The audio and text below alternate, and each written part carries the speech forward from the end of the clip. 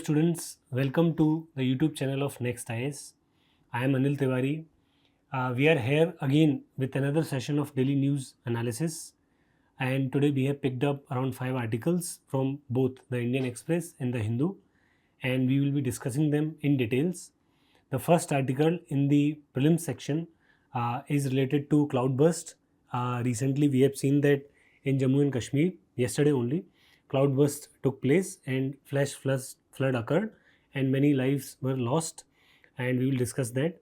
Then the second article will be on Civil Services Day. Today is Civil Services Day, that is 21st April, and we will be discussing this in regarding the history of civil services, how we have the civil services that we have today.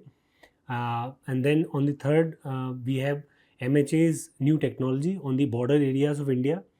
We have deployed a lot of new technologies because our border areas are very porous and many infiltration bids have to be suppressed in order to be safe. So we are using technology to our advantage. The fourth article will be on the life, the possible alien life on one of the planets that has been reported by one of the scientific papers, and the article was there. So we will be discussing it, the missions associated with it, and what are the indicators for life. And then in the main section we will be having a discussion on federalism. What are the federal features of Indian Constitution, and what are the unitary features, what are the issues associated with federalism, and then we will see certain recommendation by the different commissions and a way forward.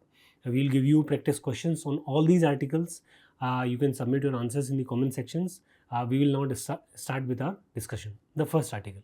Alright, so the first article relates to the cloudburst that happened in Jammu and Kashmir, and it has led to flash floods.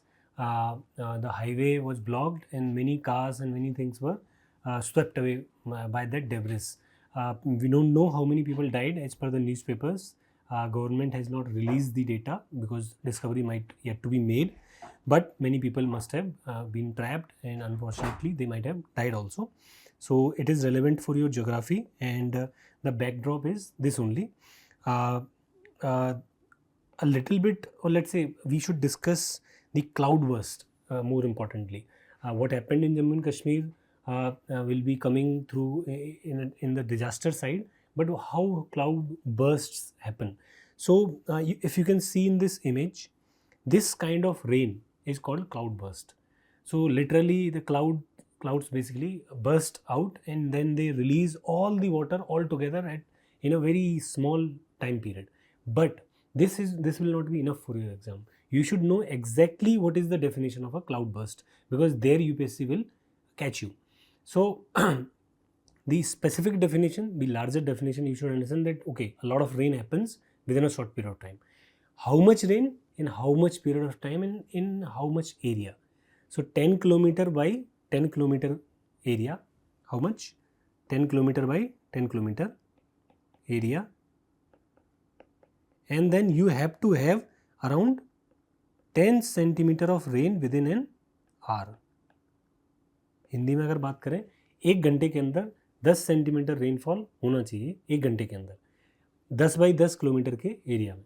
That's called cloud burst. Not every heavy rainfall can be called cloud burst. ऐसा नहीं है मन में आया और बोल दिया cloud burst. It's not like that. Okay, so it has a specific definition, and whenever cloud bursts happen, that area receives a lot of rain. How much rain? About 10% of the yearly rainfall. Annual rainfall का 10% उस time बरस जाता है पानी. So now imagine this much water is getting rained within an hour. What will happen? Floods. If it is happening on the mountains, then what will happen? The debris will come with the water, and it will sweep everything that is coming in its way. So that's why cloud bursts are very dangerous, because they bring a lot of other disasters. People living on the mountains will be fearful. Roads will be destroyed, pools will be destroyed, a lot of debris will come and it will take away all the infrastructure from the way. But how come these cloud bursts are happening, and why they are happening on the mountains only, and why they happen during monsoon season, and why in the tropical region All these reasons, all these issues must be revolving around in your head. So see, rain happens because the droplets, or let's say the vapor, rises in the air, then it gets basically condensed, and then rainfall happens. This basic mechanism everybody knows. Okay, so sunlight is there, it is heating the water, the vapor will rise, it will go up, it will get condensed, it will form clouds, it will get condensed, and then it will rain. But what if that you do not allow this rainfall to occur? How it can happen? So at the first instance, the water was converted into vapor, and the vapor was rising because of energy it was receiving. It was receiving heat. That heat was leading it to rise. If there are other factors, including heat, that is keeping that vapor to rise and rise and rise continuously, what will happen? Eventually it will be accumulated in the form of a lot of water, water at one place, and it will break because the energy will run out. It will not be enough to sustain it, and then the cloudburst will take place. So we will look at all these factors that are leading to this accumulation of a lot of water. So it can be orographic. What is orographic? Let's say there is a mountain slope in the way of this vapor. So what will happen? This vapor will go rise because of this mountain, and then cloudburst can happen. Or convective activity can be responsible. What is convection? Convection is rise of the fluid because of the heat. So the fluid will move up.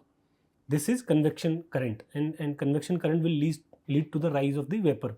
But imagine this convection current is taking place for a longer period of time. A lot of vapor is rising. So then again it can happen that cloudburst can take place. Wind shear and atmospheric instability can also do that. So vertical wind shear is there. That wind shear is basically keeping in simple language, there is a wind that is flowing upward, and that is keeping that vapor at the higher altitudes, and then suddenly it will burst. So that can lead to instability in weather. For example, let's say there is westerly that is flowing, then there is monsoonal wind is there, instability is there. That instability can lead to a localized cloudburst. Remember, cloudbursts do not take place on a larger area. It takes place at a very small localized area. So only requirement is that, okay, you give a lot of energy to this vapor and keep it up, and let it rise in the size. Let it condense and make larger droplets, and then condense at one go, condense in one go, and that can be cloudburst. Then it can be blocked moisture laden winds. Okay, so there might be a valley. That valley might create a spiraling movement, and then rise of the in Meghalaya it happens, rise of the vapor will take place, and then again it will come out as a vapor, basically cloudburst. Then microphysics of the cloud also there. What is this microphysics of the cloud? So imagine this cloud is a larger area of vapor, okay, and there condensation is taking place. What will happen when condensation takes place? Vapor converts into water. So basically expanded water vapor is converted into smaller area, or let's say less complex water. So there will be a heat exchange because phase is changing. So latent heat will go. So there will be a release of energy. That release of energy will move the vapor up. Getting? So see, the vapor is converting into water. This will leave the latent heat. This latent heat will again fuel the rise of the vapor, and then again cloudburst can take place. So all these things are there, meteorological mechanisms are there to lead to cloudburst. What are the favorable conditions for cloudburst? That is very important. You need to have a mountainous terrain, preferably, and for example Himalayas or Western Ghats. You need to have high level of moisture.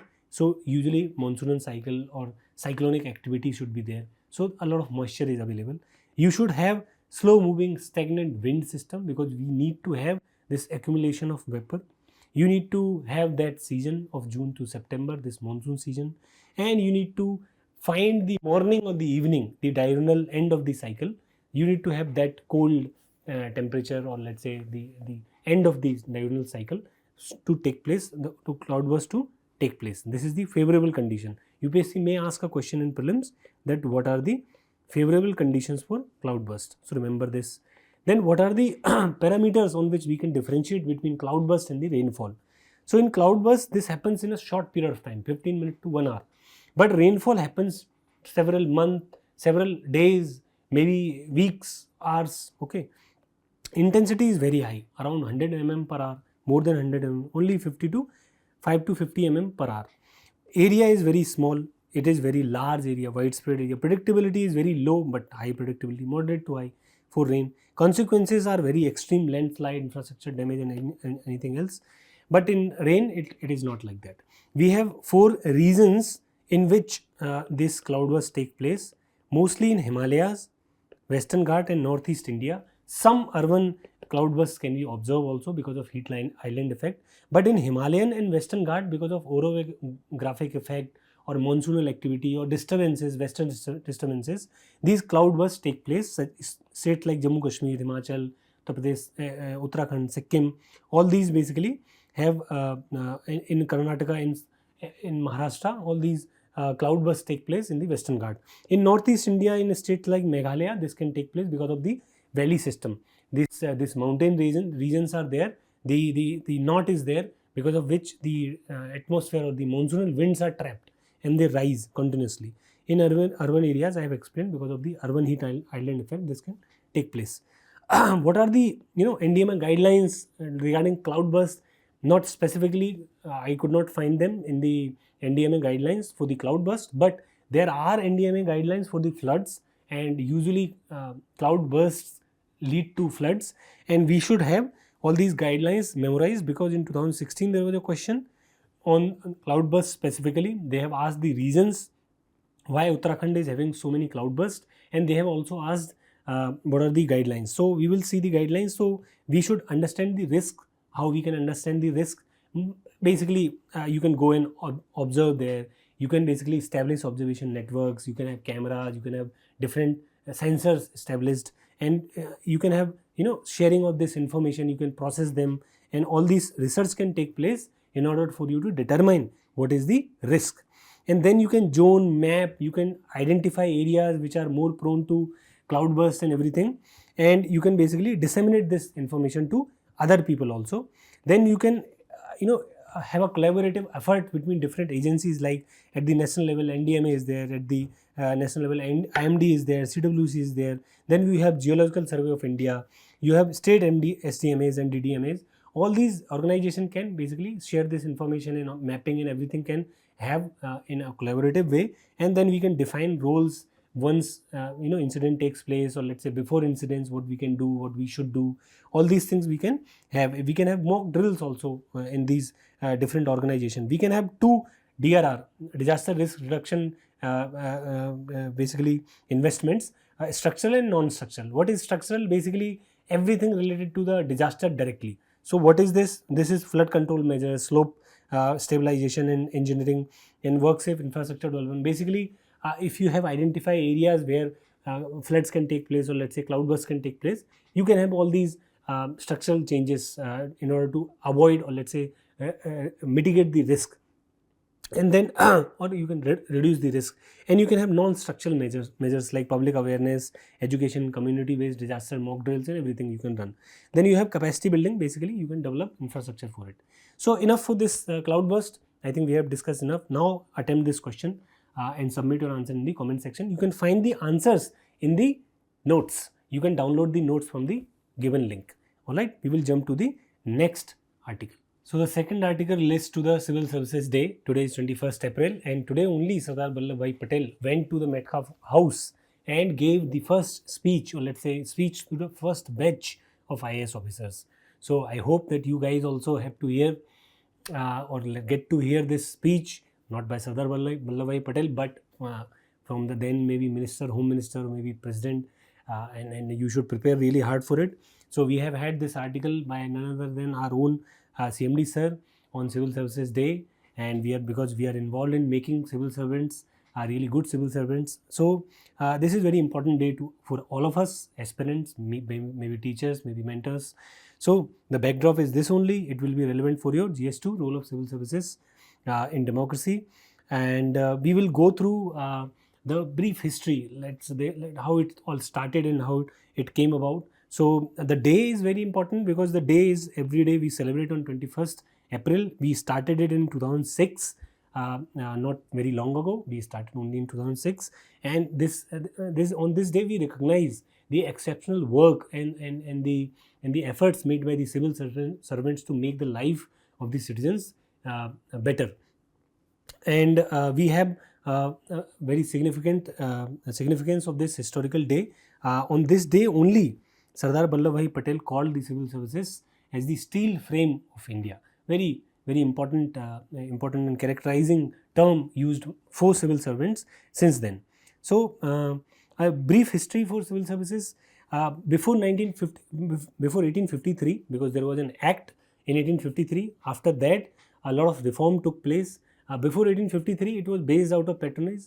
People were getting patronized to get into civil services, and they were usually coming from the British countries. And but post 1853, British started opening up these civil services for the Indians. And in 1858, after 1857 war, we had this act, the Major Act, the Government of India Act, that led to the creation of Indian civil servants and very coveted civil services. Indian civil services were the best in the world, not just in India. They were the best in the world, and people want to join the civil services. And the first Indian who joined the civil services was Satyendranath Tagore, and he joined he is supposedly called the first IAS officer. Back then ICS officer, so it's very important. Then a lot of reforms took place. Majorly, all these reforms were directed towards Indianization of the civil services. There were many other commissions, many things took place at that time. The selection age was very much reduced till 21, and a lot of exams used to take place. Exams related to Latin and maybe Greek, and you have to study the British history. A lot of that history has to be read, and the exam used to happen in London. So a lot of protests took place at that time. Remember the many political organization, they were coming out of because of all these protests. For that matter, Congress was established in part by a civil servant, and it was accused that it was a party of the British. Remember what was the name of that civil servant who established the Indian National Congress? You should comment in the comment section. So see how much important these civil services are. For that matter, Subhash Chandra Bose was one of the toppers of Indian civil services, and he resigned for the call for the non-cooperation movement in 1921. So very important. So all these commission, Eichstern Commission, Montagu-Chelmsford Reform, and then Lee Commission, all these commissions led to the more participation of the Indians in the civil services. And then we had the Indian Constitution, Article 312, that established the all Indian services, that is IAS, IPS and IFOS, the forest services, the police and the administrative services. UPSC established under Article 315 to run this examination to recruit in a transparent manner. The modern civil services are not only just IAS, IPS and IFOS, but we have IRS, foreign services, then we have provincial services, that is PCS, or let's say state PCS. But there are certain challenges regarding the civil services. First and foremost, we have a lot of political interference. These civil servants are not free. They are always under the temporary executive. So we have two executive, permanent and the temporary. So we have ministers. We elect people and then they become ministers. They are part of the executive, the temporary executive, and the permanent executive is the civil services. But the permanent executive is always under the elected executive. Because we have democracy, so elected people should be on top. So but we have as a issue political interference, that a lot of decisions are taken at the whims of the elected representatives and the elected, or let's say temporary executive. So this is there. Then we have lack of accountability, because the steel frame is steel frame. Steel frame cannot be mended, it cannot be tested. It is there. You cannot hold it accountable. The powers are very discretionary, very vague powers are written, very complex mechanisms are there to hold people accountable. So that is there. Then we have corruption and nepotism. This is a major issue.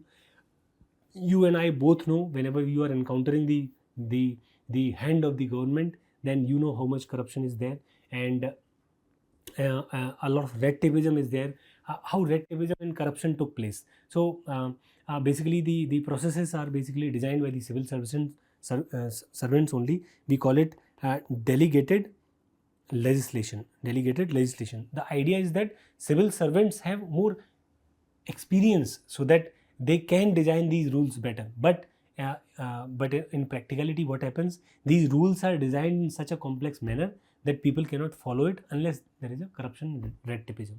So this is there. Then we have inefficiency and red tapeism. So nepotism. Here we have red tapeism. So inefficiency meaning that it is a lot of time that takes for one approval to come or one thing to take place. So this is there. Then we have outdated systems, like we have generalist approach. We hire people with all kinds of qualifications to do this civil services work, rather hiring very specific people to do specific jobs. We do a generalist approach. Then we have outdated rules and procedures. They are very old. Then we have seniority based promotions. Okay, you have worked for 10 years, you will become this. You have worked for 20 years, you will become this. There is no performance based analysis for you to get promotion. These are some issues which are there for the civil services. But we also had certain reforms regarding exams. We had this Kothari commissions, where we had these 3 stages of the exam. Right now we are discussing this article for prelims perspective. We have mains and then interview. Then we have Hota committee. This Hota committee recommended that the performance evaluation should be taken place based out of ethics and performance. Then we have second ARC. This second ARC recommended that we should have citizen-centric, RTI-led civil services. Then we have Mission Karm Yogi. This is the latest, in which our Prime Minister has urged upon the civil servants to develop capacity in order to fit into the modern requirements of the economy, maybe, or the state. The role of the state has changed. State should work as an enabler rather than controller. So that is Mission Karm Yogi. Okay, now enough with the discussion. Attempt this question, submit your answer in the comment section. We will jump to the next article. So the next article is regarding the technologies used at the border. We have this article where it is mentioning that we are introducing radar technology. We are introducing new sensors that can detect movements. So it is very important, because recently only we have discovered, we have been part of an elite groups of countries where we have laser based anti-drone gun. That was very important. We have discussed in one of the articles in recent DNA sessions. So this is very important, because we are now securing our borders as never before. So this is the backdrop basically, and it will come in GS3, security challenges and their management in the border areas. So the news is that we have now installed an electronic surveillance system. What are constituting this electronic surveillance system? So we have this human detection radar, we have thermal imaging, we have high resolution cameras, comprehensive flood lighting along the fences, and seismic sensors to detect tunnels. All these things are included in the electronic surveillance system, and we have deployed this on the Pakistani border. This is coming under, or let's say supplemented by, CIBMS. So UPSC can ask in prelims, what is CIBMS? So comprehensive integrated border management system, that is called CIBMS. This includes thermal imagers, infrared, laser based intruder alarms, aerostats, and unattended ground sensors. All these are part of CIBMS, and this help us basically this help us in managing the borders in an integrated manner. Why it is important? Because India's border, we will discuss the border, the nature of the border is so complex. For example, we have this swampy region in the Gujarat area, then we have desert in the Thar, then we have the mountainous region in the Kashmir section, then we have again coming Himalayan, very tough terrain at the China's border, and then we will go into this Nepal Tarai region, and then we will go to the Bhutan, and then forest will come, rainforest will come, then again mountainous regions, and then Bangladesh again riverine, so many riverines, river system, and very flat land, plain region, and it will be very porous. So depending on all these different complexities of the borders, we require these technologies, all these different kinds of technologies, not just infrared system, or let's say not just all these systems, we require different systems. So different technologies are needed, different because of different types of borders. Then we also have different types of infiltration bits. Some infiltrators come underground, they dug tunnels. Some come through the river system, some come through the camouflage, walking, they walk. Some smuggle the cattle, and many other things happen. So we need all these different technologies. So that's why we have this comprehensive integrated border management system. But this is primarily implemented on the India-Pakistan and the India-Bangladesh border, but we are also considering for India-Myanmar border. This is one specific thing that is bold QIT. This is border electronically dominated QRT interception technique. This is being implemented in the Dhubri district of the Assam. Why? Because there are so many riverines at this district, and there is Bangladesh and there is India. So a lot of patrolling this area is very difficult. So we are basically implementing this bold QIT system at this border. Further, what are the key technologies? We will discuss a little detail about these technologies. So we have this micro Doppler radars. What is this Doppler radars? Doppler effect, when you hear a passing sound. Let's say one car is there, that car is blowing horn, or let's say a car is playing music. If it passes in front of you on a high speed, you will see the change in the sound. That is called Doppler effect. We have micro Doppler radars. So we send sound waves. Bats, they use Doppler effect. We send sound waves, the sound wave comes, and we can recognize whether things are moving or not. So that is there. And the plus side is that they have a greater penetration capabilities, and which we can basically use in order to avoid all these trees are there, in between walls are there. We can detect beyond these trees and walls, we can detect things. So although cameras, we can implement cameras, but these cameras are very limited, because if there is a foggy condition, then cameras will not capture the image. Then we have seismic sensors, very rightly guessed. Seismic sensors will be there to detect the tunnels. So we can send seismic signals, run sonars, and then we can detect if there are tunnels or not. Then we have aerostats. These are basically stationary balloons which we send up, and then they can remain there. We have some examples, Akashdeep and Nakshatra. Indigenous balloons are there. They can have cameras, they can have radar or sonar system which can detect the activity on the ground. Then we have this anti-drone system. So again, I discussed, we have this laser-based, electronically, or let's say optically, radar-based, laser-based anti-drone system we have discovered very recently. Then we have gun-mounted laser system. Basically, we have a gun which have laser, and then we can shoot the radar.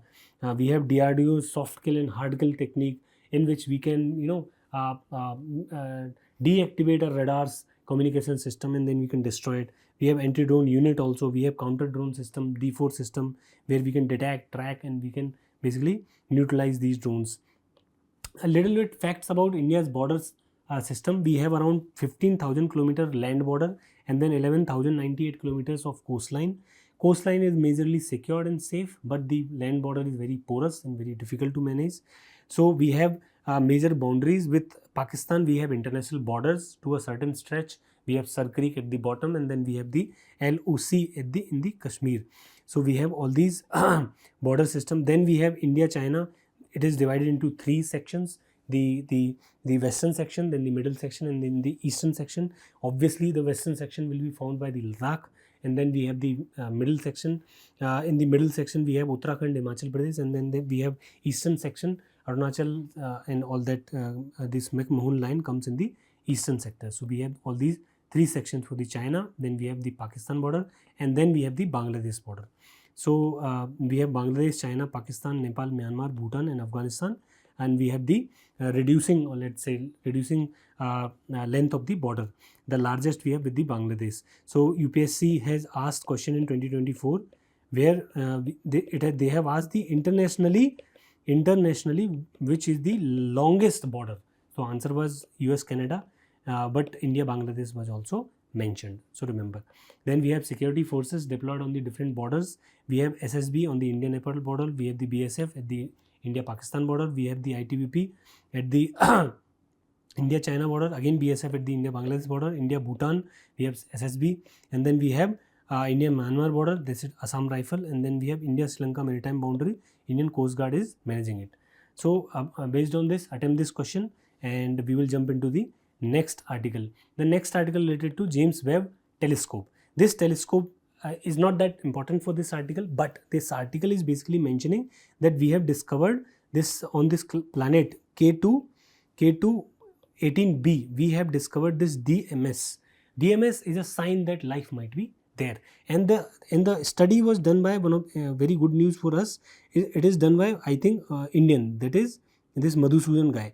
He has discovered this. He has written this paper, and dimethyl sulfide has been detected on this, and it is very important that we basically discovered the life around the world, around the universe, because as Carl Sagan said that if only we exist, then it is hell lot of waste of time, waste of space basically. So he's saying that so much space is there in the universe and we should not be the alone one.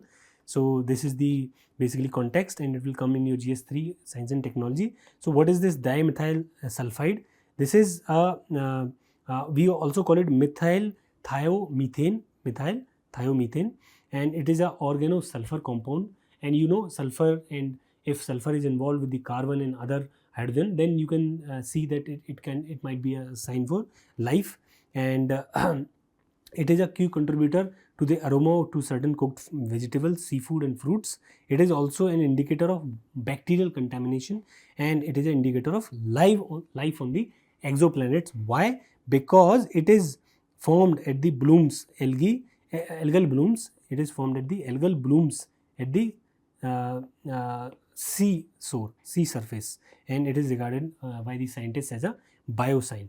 And we will learn about this planet, that is K2-18b. UPSC can ask in the prelims what is K2-18b. So remember, it is an exoplanet discovered by Kepler mission. Kepler mission is no longer with us because it ran out of fuel. So this Kepler mission discovered in 2015 this K2-18b, and it is orbiting around 180 to 124 light years away from the Earth. And then it is all amongst the planets outside the solar system that are far bigger than the Earth but smaller than the Neptune. And it is located around the Goldilocks zones. Goldilocks zone is the outside zone of the basically star where life can exist. So there is a star. Okay, there is this star. If you are very close to this star, let's say if you are here, if you are very close to the star, you will burn. If you are too far from the star, what will happen? You will not have enough energy. But there exists a zone that we call Goldilocks zones. Goldilocks zone is a zone where enough sunlight is there that you can survive, the life can survive, life can take place, and it is not so less that the temperatures are too cold. So it is called Goldilocks zones. So we have James Webb Telescope. It was launched by NASA, CSA and ESA combined together. This is a big project. It was specifically designed for to observe infrared light, which allows it to see through dust cloud and into the distance universe. And we want to discover the earliest stages of the universe and how planets were formed, how stars were formed. So we were using infrared lights on this James Webb, and it is situated in the Lagrange points, L2, one of the Lagrange points, and it is using the infrared, near infrared and mid infrared light. But earlier telescope, that is Hubble telescope, it was using visible ultraviolet and near infrared light. Location is the low Earth orbit. The Hubble was in the low Earth orbit and its range was not that much, but this is at the L2. L2 is nothing but see, there is Earth, there is Sun. In between Earth and Sun, we have all these balancing points where the force exerted by the Earth and the Sun both are balanced out from each other. And when they are balanced out from each other, things can remain there without any external force. So this is called Lagrange point, and it is operating there. There it is using less fuel, and it can look at many other things. Capabilities are very high. Hubble se better hai. It can detect very faint lights and it can detect many other things also. Scientific focus is on, we were discovering on the UV lights, whatever we can observe, but we are observing longer wavelengths, so we can detect many different things. For example, we can detect we call it the the Big Bang remnants. We have this radiation at the time from the time of Big Bang. So this expansion took place and a lot of radiation is there. So we have to detect that, so we can confirm that okay, Big Bang theory is true.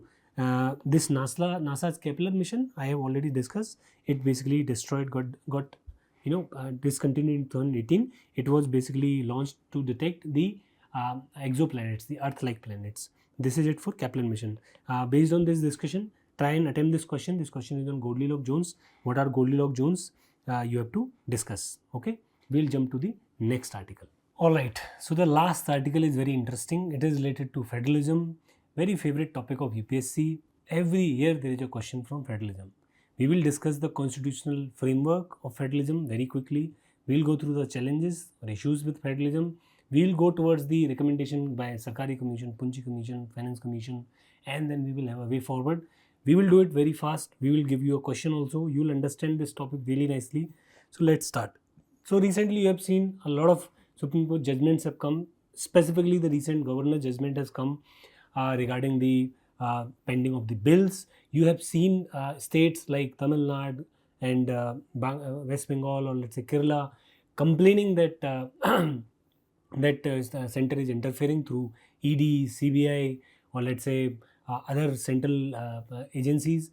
And then you have seen how tussle has been going on, and Supreme Court, or let's say the courts have also used the term combative federalism that has been emerging in India, meaning center and state are fighting together, and there is some issue that is supposed to be going on. So all that is in backdrop. Let us discuss this GS2 topic of issue related to federalism. So there are a lot of questions on federalism. One of them I picked. This is how far do you think cooperative, competitive, and confrontational have shaped the nature of federalism in India? Cite some recent example, we'll later answer. In all the questions on federalism, you are supposed to know the structure of the federalism mentioned in the constitution. I said आपको कच्चा चिट्ठा पता होना चाहिए federalism का, basically the blueprint of federalism. From there only you can generate the issues and challenges. From there only you can find out what is going on. From there only you can say this should be done or that should be done. So you should know what is the structure of the federalism. So what is federalism? First and foremost, federalism is very basic, very simple, that okay, there are two layers of government. One is at the state level and the other is the central level, and both of them share certain responsibilities, but they have common citizenries, they have common people, but there are two levels. Subjects are divided between two levels because subjects are of that nature. Federalism is coming out of the nature of subjects, because imagine security. So if security is given to one entity, then it will be better. Foreign relations, it should be one entity. So there are certain issues which should be done by one entity, and then there are certain issues that should be done at local level. So that's why we have federal system. So we have two levels, and they share basically responsibilities. What are the key features of federalism? Prelims, there are a lot of questions in prelims based on this. Remember, there is a written document that is a must for a federal country. There should be a written document which separates or divides the power between two entities, and there is independent judiciary that can resolve the disputes between these two entities. Understand like this: two entities are there, they have their own powers. There should be written powers. There should be a Supreme Court, or let's say a judiciary, independent, which can resolve these issues. And then we should have a written document. I already told, okay, written document should be there, independent judiciary should be there, and this book should be supreme. If a federal country has to work, that constitution should be supreme. That is there. Okay, and then bicameral legislature is also a characteristic of federalism, because we have two entities. So we have two kinds of representatives at the central level. We have different constituencies from which people get elected towards this one house, that is called representatives house, and then we have states through which members come, maybe equally, maybe differentially. In India we have different number of Rajya Sabha MPs, but in US every state has two. So this can be there. Bicameralism may be there.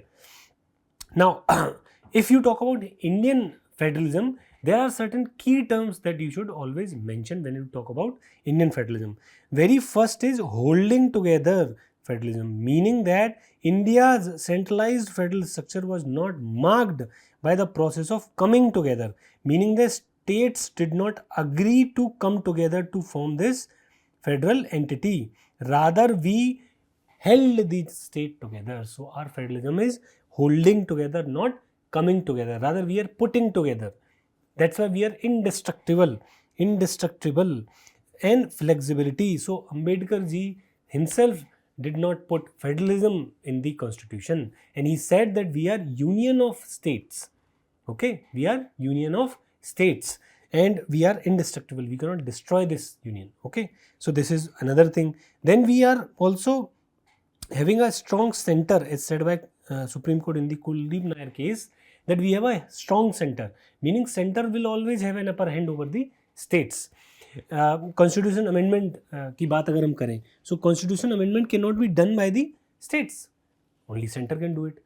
If we talk about the change in the name of the states, only center can do it. There are a lot of things that only center can do it. That puts center as a commanding position. Very important that federalism is forming the part of the basic structure doctrine. The doctrine which came out of the Keswanan Bharti case, federalism is part of it, meaning that you cannot destroy federalism in India. What are the different types of federalism? We have cooperative, very understood that okay, states are cooperating, center is cooperating. Then we have combative, that I discussed already, that center and state are fighting over it.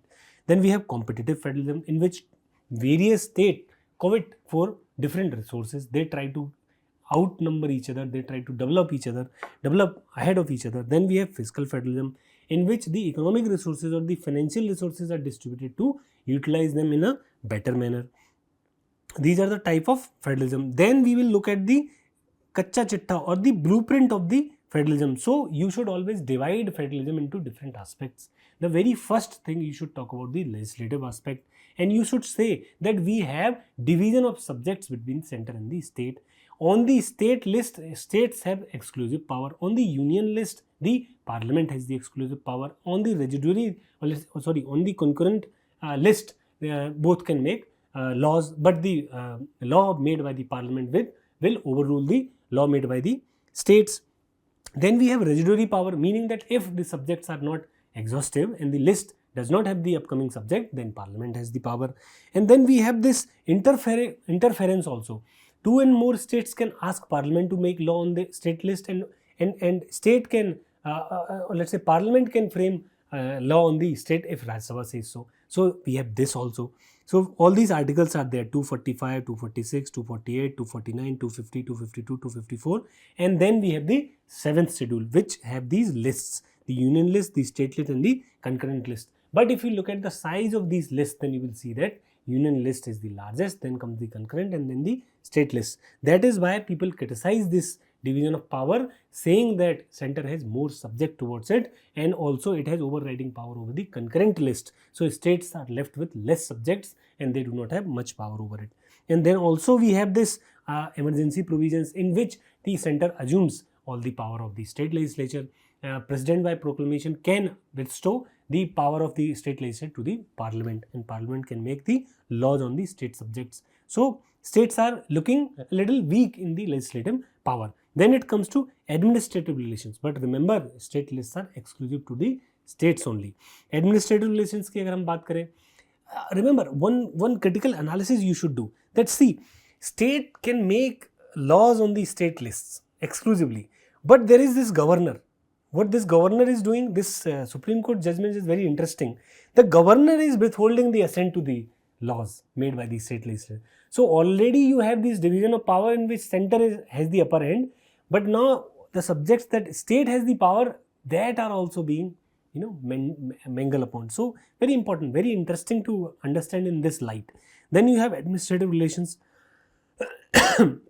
So in administrative relations, union can direct the state to do certain things, Article 256. Union also can delegate certain functions to the state. 258, we have All India Services, through which the recruitment of the officers is done by the center, but then these officers works under state lists, for example IAS IPS officers. Then we have constitution of Joint Public Service Commission. If states want, they can move a resolution and they can have it. Then we have these two councils, one is the River Dispute Council and the Interstate Council, that is set up to have a federal coordination between different states. Then we have financial relations. In this financial relations, remember that all taxes are basically levied according to the laws, and we have different laws on this this taxation. We have different entities, having collecting these tax and then utilizing these tax. The important thing you remember that we have this GST, through which we have inserted basically Article 269A, and this GST is now being unified between center and state. Both parties collect and then move it, but then later on it is shared between state. So this is basically, and then there are certain provisions like surcharge, then we have cess, then we have grantinate, then you have freedom of interstate trades, then we have distribution of non-tax revenues, then we have discretionary grant. It's overall, I would say that analytically if you see, then states have very weak position when it comes to finances also, meaning that they have very less areas to collect tax from, then they have very less areas to raise their funds, but they have a lot of responsibilities regarding education and many other things, law and order. So remember that financially states are at a weakened position. Then we have Finance Commission, that is distributing horizontally and vertically distributing finances. Then we will see there are certain non-federal features in India. What are these non-federal features? Non-federal features are like we only have single constitution. We do not have multiple constitution. We do not have multiple citizenships also. In US we have multiple citizenships, but in India we do not have. People are part of their state also, people are part of their federal government also. Then we have central control on a lot of things. We have central control on a lot of things. Then we have unequal power distribution. I have already discussed the concurrent list, state list and the central list. Then we have flexible amending powers. Center can amend power in a different manner, very different manner. Article 368 के अंदर कर सकते हैं, 368 के बाहर भी कर सकते हैं. Constitution Amendment Act only comes under Article 368, but Constitution can be amended outside the Article 368 also. Then we have integrated judiciary. We do not have federal judiciary. That okay, state judiciary is different and central judiciary is different. No, we have one judiciary. Then we have unequal Rajya Sabha representation. Every state is not equally represented in the Rajya Sabha. Then we have emergency power, in which without any constitution amendment, the federal features of the country can be converted directly into unitary features. That is a very strong not so federal features of the Indian constitution. Then we have certain challenges regarding federalism. We have challenges like centralization of power. Again, I have discussed. We have Article 358. We have ED and CBI meddling with the state government. Then we have financial imbalances. For example, central controlling major sources, but the states having a lot of responsibilities, and states are dependent on the Finance Commission devolution or the devolution by the union. Then we have lack of autonomy. States have very limited autonomy and jurisdiction when it comes to various subjects. Then we have political mistrust and partisanships. We have seen how different political parties, if they are in the federal and the state level, how much they fight. Take an example of West Bengal, Tamil Nadu, Kerala, or maybe Telangana. You take example Karnataka. There are so many fights going on. Then we have fund allocation, biased fund allocation का issues होता है. Then poor functioning है intergovernmental institution की, like joint council है, interstate council है, मिलती ही नहीं है, बैठती नहीं है. Then we have regional disparities. UP, Bihar, if you look at, and then if you look at the south, then south they feel very different when it comes to the amount of contribution which they make, and then the seats that are allocated to the Lok Sabha and Rajya Sabha. But if they see that underdeveloped states like Bihar, MP, UP, they have major representation in the union legislature, parliament, and they contribute very less into the tax system. So that is there. The regional disparities are there. Then we have language and cultural diversity. That always comes up. New education policy is an example. That 3-language formula is being imposed. Maharashtra, there is an issue. Tamil Nadu, there is an issue. Kerala, there is an issue. Karnataka, there is an issue. Then we have issue of cooperative federalism.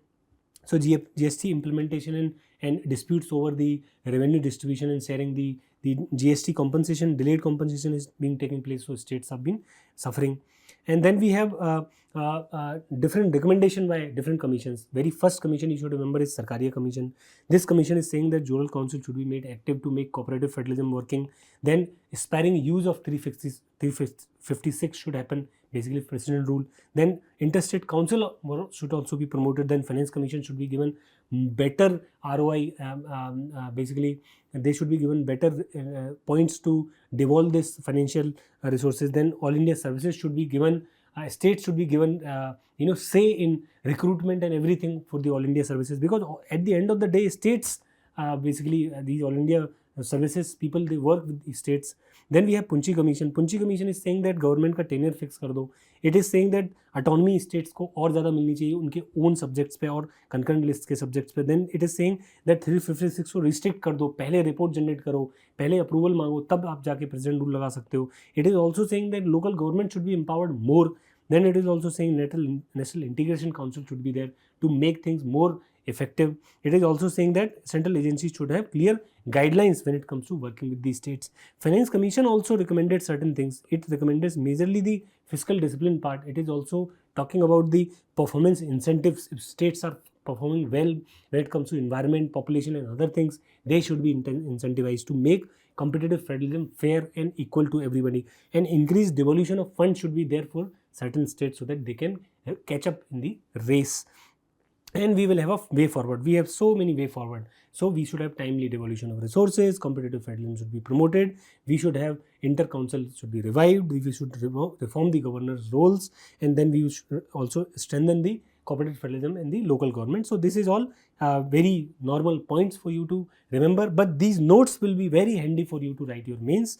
Everything is there, all the articles are there, examples are there, and everything, recommendations are there. Very quick discussion for this topic. Now quickly jump to this question, try and attempt it. Maybe after prelims you try and come back and try and attempt this question. We will meet again. This is for today. Myself Anil Tiwari. Goodbye and good night.